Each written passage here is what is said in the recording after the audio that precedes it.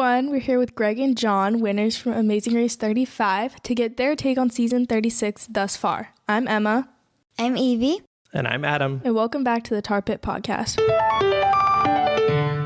So guys, thanks again for joining us. We're really excited to have you back. And we wanted to just have you guys tell us, what has life been like for you guys since your win? What have you been up to? Is there any interesting places you've been able to go to since you were on Amazing Race? Hello. Thank you for having us back. Yeah.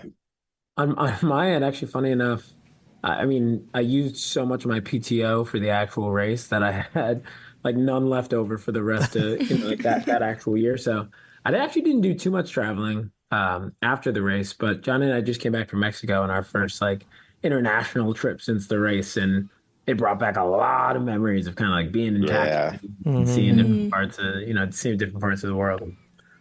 Nice. Totally. I've been able to do some solo travel. Went to Africa for a few weeks. I'm currently in Taiwan. There was an earthquake yesterday, so I'm still a little shaken up, but travelers got to travel.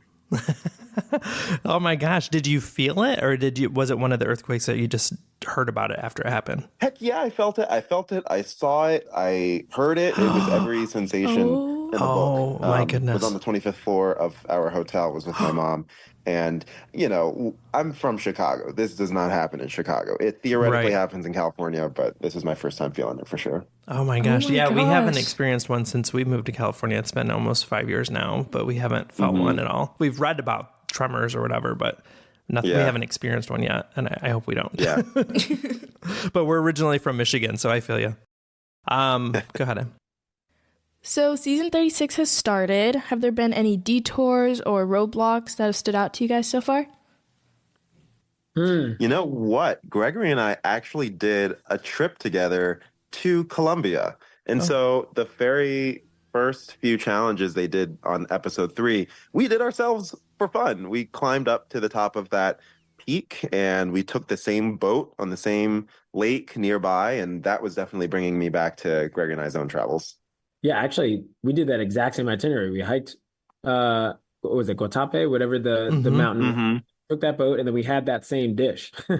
That's We crazy. did have that same dish. You had that dish. That dish was dense. That was it looks very filling. You climbed that 60-story rock that was there? Yeah, and actually, I was watching it because my girlfriend also came. I was watching with her.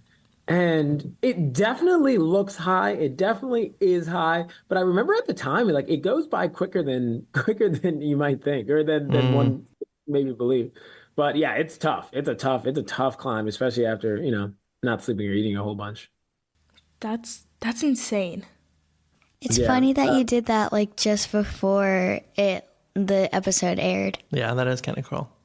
Yeah, pretty crazy. But then the one challenge that stuck out to me was the thing where they had to put all of the, different items on the truck, and then, the truck was going to ride around. That one looked I've never seen such a wide variety of detour in terms of difficulty. The cooking one seemed so easy, and that one seemed so difficult. That was wild. Yeah, we just talked to Anthony and Bailey not too long ago. And I know they're getting a little bit of hate on social media about switching a lot. But that looked so difficult, though. I'm like, that was like a real life Tetris, and you couldn't see in it. Like, where do you even start? Well, there's so many layers. Like, where do you start with that? I don't blame them for being confused about that one. Yeah, I don't either. Yeah, on our season we had a challenge very similar but very easy compared to that in Slovenia, where we had to take this wooden board and assemble some of the pieces and deliver it. But this truck is so much more complicated compared to that. I do not envy them. So if you had to guess, which 3 teams do you think that would be most likely to make it to the last leg? Good question. Good question. Go ahead, Johnny.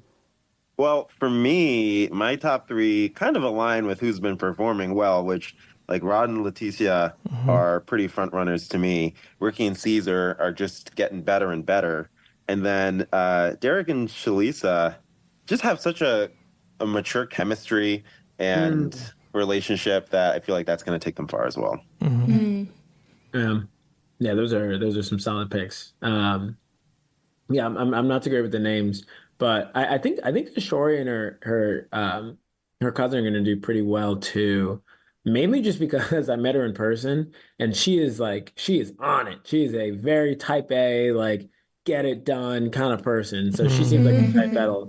that'll kind of push through whatever. And she planned, a lot of the party. So Johnny had that role last year, so Oh, that's too kind funny. of kind of tough. That's too funny. Yeah, they're very nice too. They're cousins, Karishma and Kishori. Hmm. Okay, so we're going to do a quick lightning round game. You guys just tell us the first thing that comes to your mind when you hear the names of the team that's left on 36. So first is Danny and Angie, Walla. That's all I can think of. Walla. Rod and Leticia, Fit. Fit. Yeah. That's a good one. Or orange. Very orange. They're orange, but then I saw them wearing black this past episode. That Yeah. They got away with black. they took Yeah, Chris Mary and Mary's. Chris had joked around with us that they stole their colors after they were gone. Melissa and Yvonne, I'd say consistent. Shalisa and Derek, Yeah, I would just say like mature. I feel like they are definitely like proud grandparents and showing that they are just doing this thing even in their age, which is honestly not even that old, but they're rocking it. They're killing it. It's mature. Yeah, I would definitely say chemistry too. I Yeah. love the way that they kind of talk with each other, and that plays into like your maturity of it, Johnny. yeah, Cesar and Ricky, Linguists. Mm. I think they're good at communicating with the people around their challenges, commuting to challenges. They seem to be able to ask what they need to like rev them up and get them to move fast or help them out with judging, anything like that. for sure. Karishma and Kishori. I would say driven. Passionate. Passionate. Passionate's a better one. I like passionate. Shane and Juan. I would say they remind me the most of Johnny and I. So I know that's more than one word. Relatable. Relatable. No, love it. Okay. Good one, good one. Sunny and Busy. Sunglasses. Yeah. Those visors. I would say skiers, just because they remind me of I forgot who the skier duo that came on a few seasons ago, but they remind me a lot of them. Amber and Vinny. I'd say hot and cold. At least looking at some of the previews for this next episode. But it comes with the territory of dating, I think. Yeah, well, especially under that kind of pressure too. Yeah, for sure. And Sean and Michelle. I guess cautious. I would say you said cautious, Johnny? Based on this Columbia episode when they were going down the hill. Oh, yeah. That was funny. I would say pretty lively, just because they seem like they have good spirits. Actually, I did like a draft, and they were my team that I had, I think, winning it. So Oh wow. Okay. that, All right. Yeah. I would. And you put money in that or just fun Because I'll root for them if you put money down. No, I didn't put money down, but They definitely are very humorous for sure. Yeah. they For are. sure. Yeah. But how grateful must they be to have like a jump rope competition as double dutch professionals? Like I think that was either the producers of the race having fun with the challenge kind of tuned to them or just like luck, but that was pretty cool. Yeah. Yeah, I think about that for a few different challenges, like even the cooking one. I think either Cesar or Ricky is a chef, and I was like, man, like producers must know that, right? And they choose Right. Yeah. these challenges Yeah. knowing their Yeah. profession. Yeah, there are definitely some advantages with it. And we felt like that actually watching your season when I think it was Victor and Jocelyn when they were in the market because Totally. they have the international food market and even the language Yes. being akin to a language that he knew. So, yeah. Yeah, absolutely. And you figure with the season, there's just a lot of Spanish so far, and it looks like moving forward, and curious to see how that plays into how teams get eliminated and how strong their language is, or if it ends up being a barrier for those teams that are struggling with Spanish. Yeah. Yeah. So, have there been any personal stories from this season that you really found interesting? I definitely felt for Sunny and Busy when one of their grandparents passed, like the day before the episode they shot in Colombia. Yeah. And I was just trying to think about like what headspace I'd be in if they called and told me like Nana passed away, Gregory. And this like, how do you go through the day comfortably and driven, but also us like dealing with that. So Yeah. Definitely felt for that. Totally. Yeah. Yeah. And then also I think Ashori said at the beginning that one of her parents passed away from cancer. And that's just I don't know, I guess that pulls on my heartstrings the most, like when the parents are passing away, especially when they're young.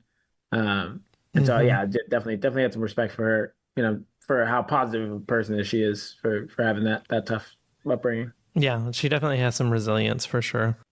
Yeah. So let's switch gears a little bit. Since there was a season switcheroo, did you all know who the teams for season 36 were before they aired, or did CBS keep a clear line of division between the two? Yeah. Go ahead, Johnny. I was going to say, I think CBS did all they could, but group chats happen, Instagram follows happen. So we got wind of a few of the teams, and then also happened to have a few of them at our finale. And that was the first time we got to meet some of them. And Gregory, especially in New York, has been able to socialize with them now that they're out in the wild. And yeah, I think that's kind of just how it goes, I think, with a lot of these reality shows. So thank you so much, guys, for coming on. Can you guys remind our listeners how to keep up with you for a last time? Yeah, my Instagram is G7 Franklin. Oh, sorry. No, I'm sorry. No, not. That's TikTok. Mine is The Real Greg Franklin. You should sync them up. Which one would you prefer to have if you got to choose? Real Greg Franklin or G7? G7 Franklin, The Real Greg Franklin. Someone took G7 on Instagram? I don't think I tried. I gotta try that back out. Oh, you gotta try that. That would be fun. I like that one too. That's cool. Yeah. I think the account for John is like hasn't posted in 8 years or something, which is a shame for @John, something like that. But you can't find me @John. I'm @Franklify on Instagram, @Franklify. Nice. Well, thank you guys for taking time out. And I know that, John, you're in Taiwan right now. And I really appreciate you adjusting with the time change and taking a few minutes. And Greg, thank you so much also. We really appreciate it, you guys, and just the best of luck to you guys. And we hope to hear from you guys in the future. Thank you. Thanks so much. Looking forward to listening to the next episodes. Thank you. Have a great day, guys. Bye. Thanks. You too. Bye. Bye. Bye.